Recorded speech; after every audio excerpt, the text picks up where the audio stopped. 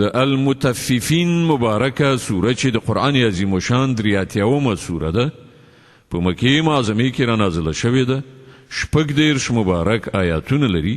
تلاوت او پښتو ترجمه یې له لومړي آیت څخه اورئ. بسم الله الرحمن الرحیم. د الله په نوم چې ډېر زیات مهربان پوره رحم لرونکی دی. ويل للمطففين الذين إذا اكتالوا على الناس يستوفون وإذا كالوهم أو وزنوهم يخسرون. تباهی ده د کم ورکوونکو د پاره. د هغو حال داسې دی چې کله له خلکو نه څه اخلي نو پوره یې اخلي، او کله چې هغو ته په پیمانه یا تله څه ورکوي نو کمې ورکوي. ألا يظن أولئك أنهم مبعوثون ليوم عظيم يوم يقوم الناس لرب العالمين. آیا دا خلک نه پوهیږي چې په یوه لویه ورځ را پاڅول کیدونکي دي؟ هغه ورځ چې کله ټول خلک د عالمیانو د پروردګار په حضور کې ودرېږي. كلا إن كتاب الفجار لفي سجين.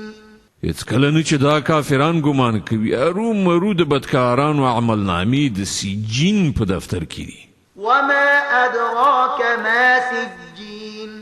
او ته څه خبرې چې د سجین دفتر څه دی؟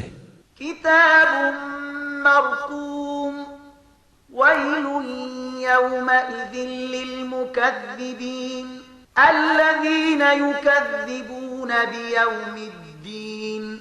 یو کتاب دی لیکل شوی، تباهی ده په هغه ورځ د دروغ ګڼونکو لپاره چې د جزا ورځ دروغ ګڼي.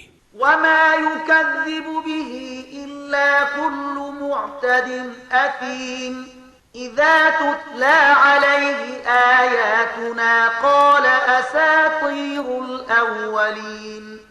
او هیڅوک د جزا ورځ دروغ نه ګڼي مګر هغه څوک چې له حده تیری کوونکی بد عمله دی.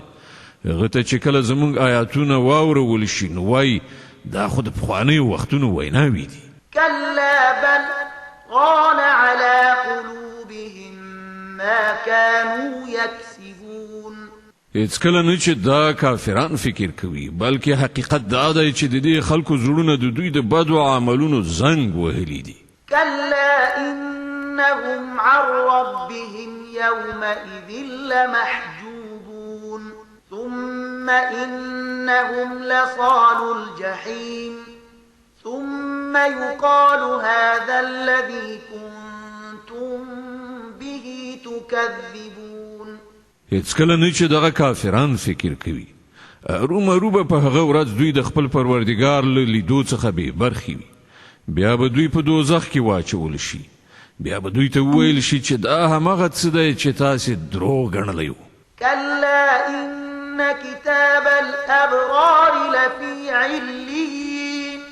هیڅکله نه چې دغه کافران فکر کوي ارومرو د نیکانو عملنامه په علیین یعنی د لوړ مقام خلکو په دفتر کې ده. وما أدراك ما عليون.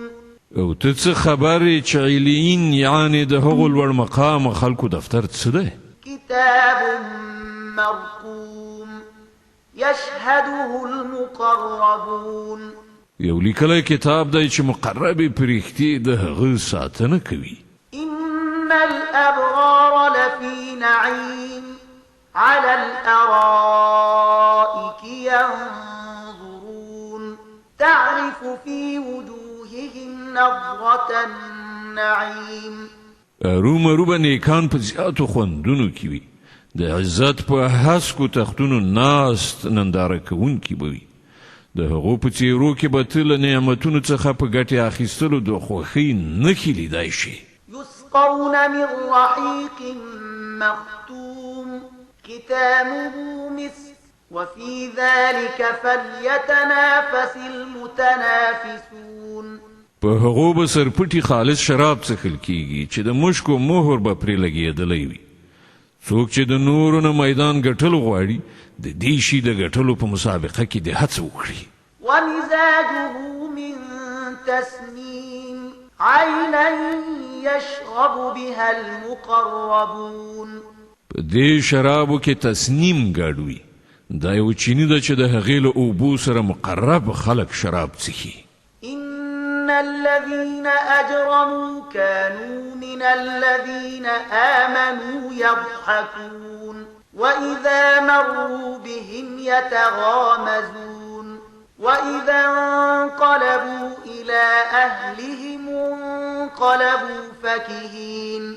مجرمانو په دنیا کې په مؤمنانو باندې ملنډې وهلې چې کله به د هغو تر څنګ تېرېدل نو د هغوی لوري ته به یې د تمسخر سترګکونه وهل. کله چې به خپلو کورونو ته ورستنېدل نو د ملنډو وهلو د خوندونو په اخیستلو به ورستنېدل. وإذا رأوهم قالوا إن هؤلاء لضالون وما أرسلوا عليهم حافظين. او کله چې به مسلمانان لیدل نو ویل به دا لار ورکي سرګردان خلک دي په داسې حال کې چې دوی د هغو څارونکي نه وو لیږل شوي. فاليوم الذين آمنوا من الكفار يضحكون على الأرائك ينظرون.